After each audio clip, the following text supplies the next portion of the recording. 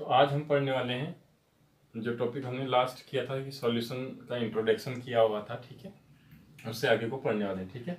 तो इसमें हम सबसे पहले क्या देखने वाले हैं, देखिए टाइप ऑफ सॉल्यूशंस। ओके, पहले मैं थोड़ा सा सॉल्यूशन को इंट्रो करा दूं आपसे। सॉल्यूशन क्या था बताइए? सॉल्यूशन वाज दी या solution is homogeneous mixture of two और more than two components. Okay, और कंपोनेंट अगर यहाँ पर केवल दो होते हैं तो उसको हम क्या बोलते हैं? बाइनरी सॉल्यूशन बोलते हैं। क्या बोलते हैं? Binary solution. ओके, चलिए, तो ये कहानी यहाँ पर तक है। और जो कम अमाउंट में होता है, लेस अमाउंट में होता है, उसको हम क्या बोलते हैं? लेस अमाउंट, उसको हम बोलते हैं solvent, solute, that is known as solute. और जो आपका लार्ज अमाउंट में होता है that is known as solvent. ये भी आपको याद रखना है। चलिए, इतनी बात समझ में आती है। बेसिकली यही होता है जनरली आपका जो कॉन्सेप्ट होगा, वो अगर लार्ज अमाउंट होगा तो नॉर्मली वो सॉल्वेंट ही होगा, लेस अमाउंट होगा तो वो सॉल्यूट होगा। लेकिन यहाँ पर एक नई चीज मैं आपको बता रहा हूँ, ठीक है, थोड़ा सा डिफरेंट है बच्चों। ये आपका बहुत ही ज़्यादा इम्पोर्टेंट है, ठीक है। शायद आपने लास्ट डे भी इसको सीखा हुआ था। अगर हमारे पास 60% क्या है? शुगर है और 40% वाटर है, ठीक है ना। ये आपने लास्ट डे भी सीखा होगा, लेकिन आज इसको फटाफट से रिवाइज कर लीजिए।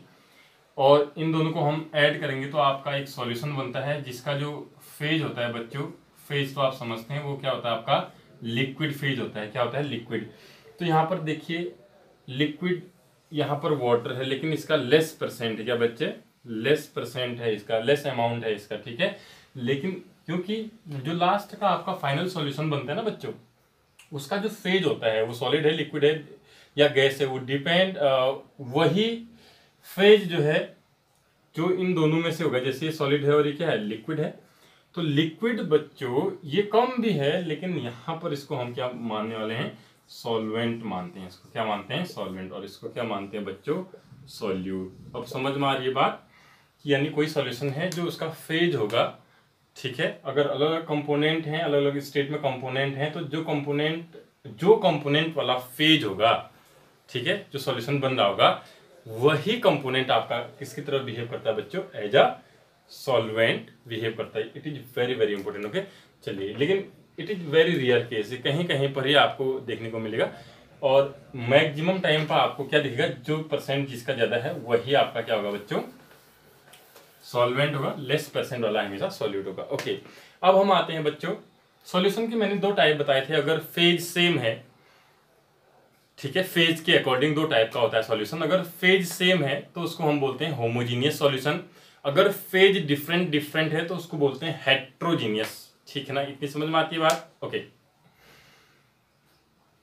अब हम सॉल्यूशन को कैटेगराइज कर रहे हैं बच्चों on the basis of solute and solvent. Solute क्या होगा और सॉल्वेंट क्या होगा? यानी सॉल्यूट मतलब लेस अमाउंट वाला, सॉल्वेंट मतलब ज्यादा अमाउंट वाला, नॉर्मल जो केस होता है, ठीक है। उसके अकॉर्डिंग हम सॉल्यूशन को कैटेगराइज कर रहे हैं, ठीक है। और सॉल्यूशन का जो फेज होगा वो कैसा होगा वो भी मैं आपको बताऊंगा।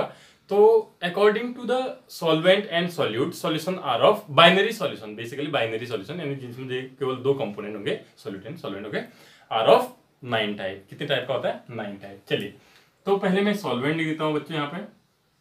चलिए, सॉल्यूशन लिखते हैं पहले।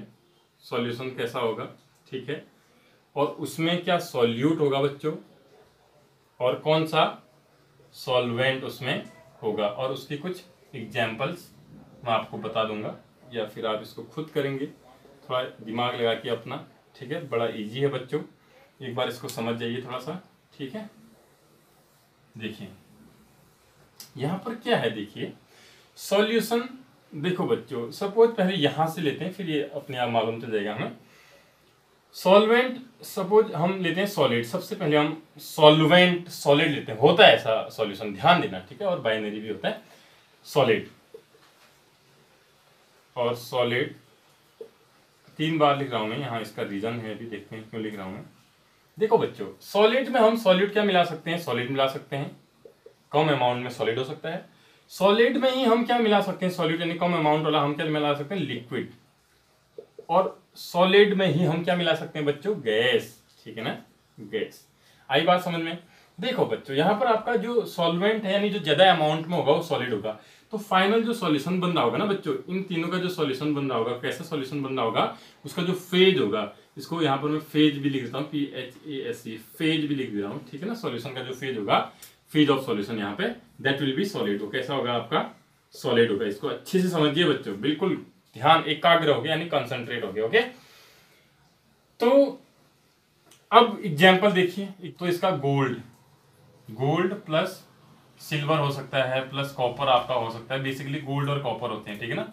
आपका 24 कैरेट जो गोल्ड होता है बहुत सॉफ्ट होता है, उसको थोड़ा हार्डनेस देने के लिए क्या करते हैं हम, कॉपर उसमें थोड़ा सा ऐड करते हैं। जो 23 या 22 कैरेट्स होना होता है आपका गोल्ड होता है, ठीक है ना।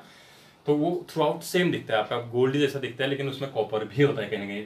सेकेंड हम आएंगे कि solid, liquid in solid, liquid come amount में होगा, सॉल्यूट है, और सॉल्वेंट आपका सॉलिड है यानी ज्यादा अमाउंट में होगा, ठीक है ना। तो इसमें हम क्या करते हैं बच्चों, जैसे हमारे पास सोडियम है, सोडियम प्लस मरकरी, आपको मालूम है ये आपका सॉलिड होता है, और आपका ये क्या होता है, लिक्विड कम अमाउंट में, ठीक है ना। तो ये सोडियम अमलगम भी इसको बोलते हैं। जब भी मरकरी किसी के साथ होता है, जैसे मरकरी सोडियम के साथ है, तो सोडियम अमलगम बोलेंगे यहाँ पे, ठीक है ना। सॉलिड ज्यादा होगा, और थोड़ा सा कहीं कहीं पर उसमें जो है बहुत कम, उसमें रियर क्या होगा आपका, मरकरी होगा जो लिक्विड फॉर्म है, ठीक है। तीसरा आते हैं हम सॉलिड और गैस। सॉलिड में गैस, देखो बच्चों ये बहुत कम होता है, लेकिन होता जरूर है। जैसे आपकी पीटी प्लेटिनम होते हैं, पीडी प्लेडियम होते हैं, प्लस इसके सरफेस पे हाइड्रोजन का एडजॉर्प्शन होता है, यानी केवल सरफेस पर आपका कौन आता है, हाइड्रोजन आता है। तो ये जो मेटल है, प्लेटिनम प्लेडियम, ये सारे मेटल हैं, सॉलिड मेटल होते हैं, और जो हाइड्रोजन गैस होती है उनकी सरफेस पे एडजॉर्ब होते हैं, एडी, एडजॉर्ब, राइट, सरफेस फिनोमेना होता है एडजॉर्प्शन। तो इनके सरफेस पे हाइड्रोजन गैस वगैरह एडजॉर्ब हो जाती हैं, ठीक है ना, मतलब उस पर चिपक जाती हैं कहीं ना कहीं, ठीक है ना।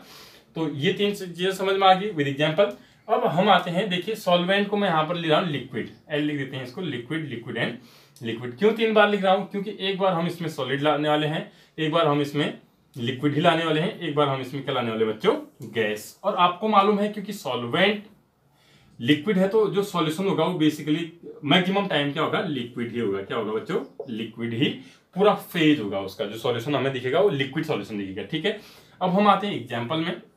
एग्जाम्पल इसके बड़े सरल है बच्चों। देखिए, लिक्विड में सॉलिड आप मिला सकते हैं। अगर आपने लिक्विड में सॉलिड मिला दिया तो इसका एग्जाम्पल होता है बच्चों वाटर, H2O प्लस शुगर। आपने देखा होगा कि आप बहुत आधा लीटर वाटर लेते हैं, उसमें 1-2 स्पून स्क्वायर क्या करते हैं, स्टेयर करते हैं, उसमें डिजोल्व करते हैं, तो थ्रू आउट जो है सॉल्यूशन पूरा एक जैसा बन जाता है। थोड़ी देर बाद आप देखेंगे कि केवल वो पानी जैसा दिखेगा, वाटर जैसा दिखेगा, लेकिन उसमें कौन भी प्रेजेंट है बच्चों, आपका शुगर भी प्रेजेंट है, ठीक है ना। अगला है लिक्विड इन लिक्विड। ये तो बहुत इजी एग्जाम्पल है, जैसे एल्कोहल हो गया, एल्कोहल प्लस आपका वाटर हो गया, या बहुत सारी और भी चीजें आप इसमें लिख सकते हैं, जो लिक्विड में लिक्विड आप मिला सकते हैं, मिल्क इन वाटर वगैरह वगैरह जो भी है, ठीक है ना। अब आता है बेसिकली ये वाला एग्जांपल आपको याद रखना है, वो थोड़ा कोलाइडल सॉल्यूशन का एग्जांपल होता है, ठीक है, उसमें भी थोड़ा सा डिफरेंस होता है बच्चों, ठीक है। तीसरा आता है बच्चों, यहाँ देखिए liquid, gas in liquid. Gas किसमें होनी है, लिक्विड में।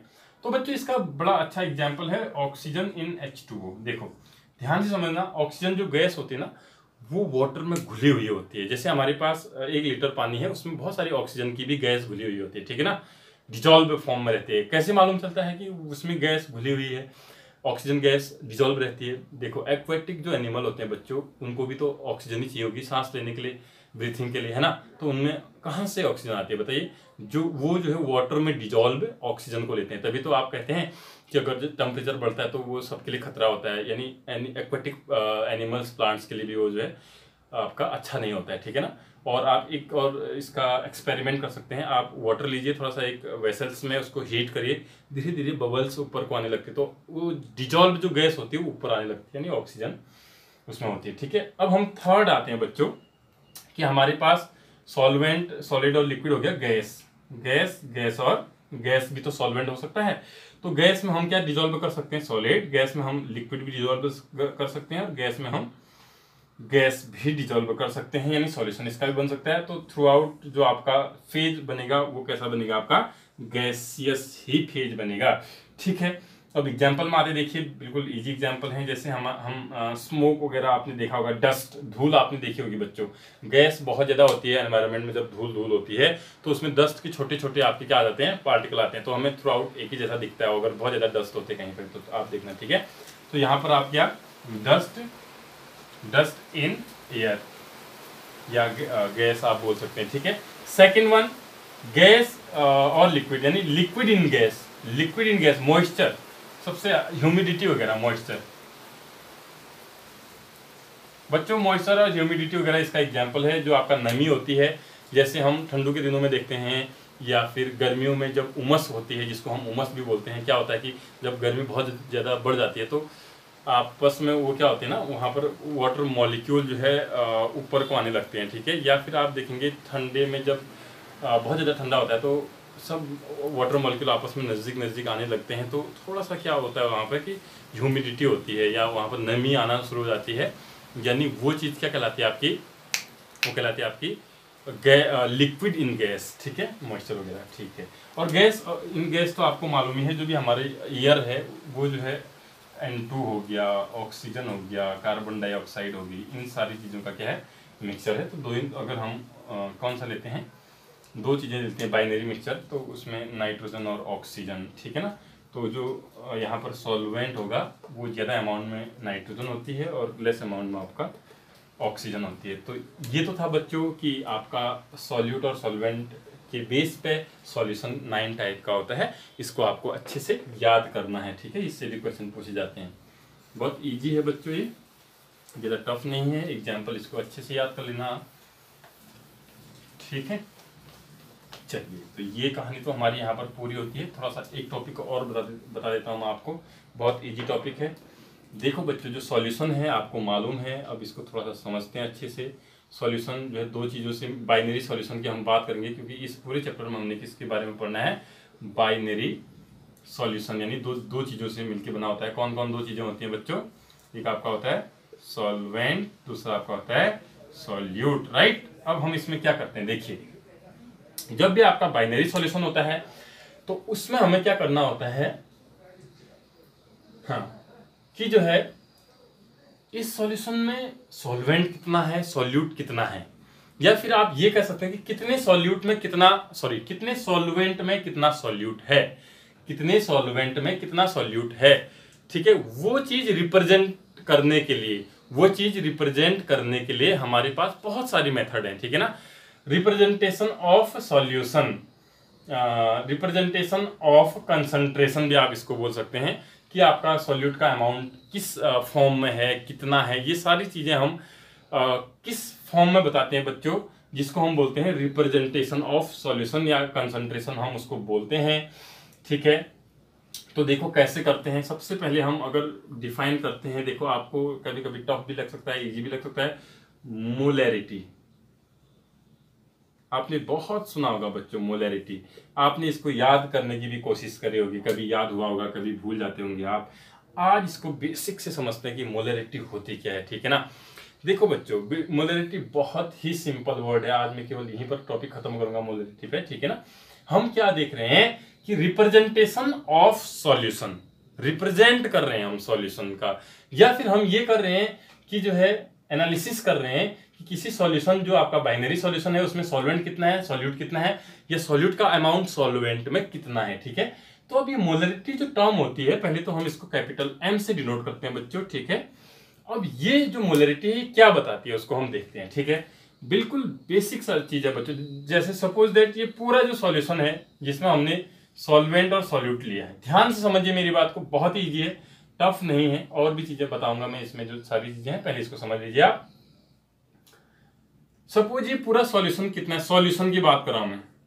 सॉल्यूशन का जो अमाउंट है वो 1 लीटर है। कितना है बच्चों, 1 लीटर हो सकता है, 2 लीटर हो सकता है, 2.5 लीटर हो सकता है। यानी सॉल्यूशन जो पूरा है which is the mixture of solute and solvent, right, दोनों का मिक्सचर है। और टोटल अमाउंट उसका लीटर में है। किसमें है बच्चों, लीटर में है, ठीक है।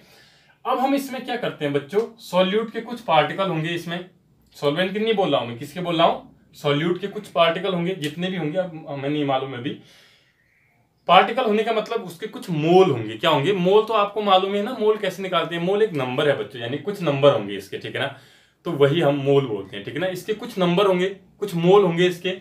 तो देखो मोलरिटी क्या कहलाती है? Number of mole of solute, number of mole of solute present in